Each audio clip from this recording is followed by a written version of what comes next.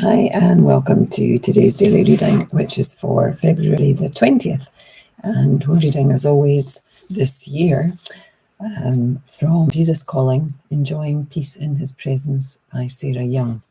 And I'm still going. This is day 7 without glasses. I did cheat this morning. I had to go to the airport in the dark to take my son to catch a flight. And it was a little bit snowy. And I didn't feel safe, so I did put my driving glasses on. So I just, they were on for 20 minutes. So we'll see. We'll see. That's a little. I'm not willing to to risk safety with this experiment. So we'll see how it goes.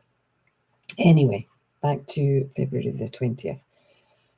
Learn to live. Here we go. Learn to live is in large letters and then it drops a size. So learn to live from your true center in me. I reside in the deepest depths of your being, in eternal union with your spirit. It is at this deep level that my peace reigns continuously or continually. You will not find lasting peace in the world around you, in circumstances, or in human relationships. The external world is always in flux. Make the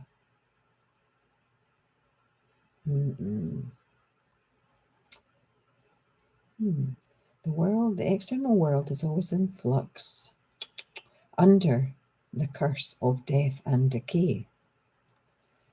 But there is a depth of peace. No, there is a gold mine of peace. Wow.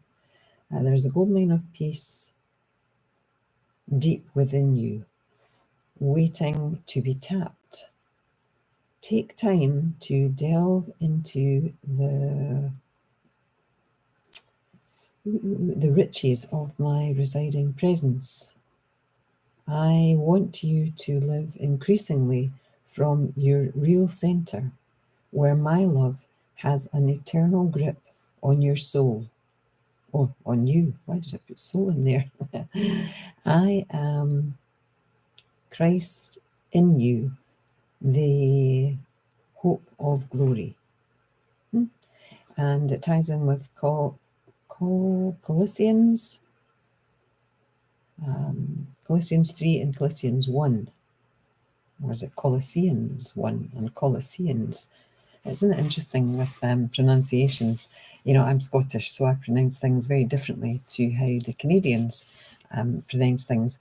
They tend to put the emphasis on the end of the word, and it goes up, whereas my word, the emphasis is on the beginning and it goes down. So it's quite interesting to compare. And sometimes I do find that I have said a word in a Canadian way, and usually that's so that people can understand me.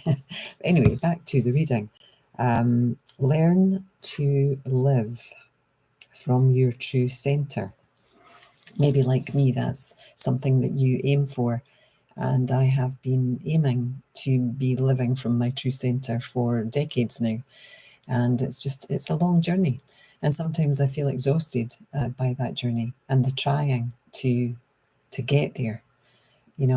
And surrendering is a word that I read a lot, let go, surrender. And that's easier said than done. Even for somebody like me who does meditate, has done training in relaxation, has done Reiki training. My batch flowers help me on a daily basis with various emotions that I have. But when it comes to letting go, when it comes to surrendering, there's still a piece of me that will not let go, that I don't know whether it's fear. I don't recognize the fear, but there's something that doesn't let me go. So I know that this peace lives deep within me. I just meditated before I came on, and I can feel that peace within me. But there's always, a little bit of my brain that is keeping me connected to my brain rather than letting go. That human logical need to be in control, or thinking that we're in control. So I really don't want to be in control.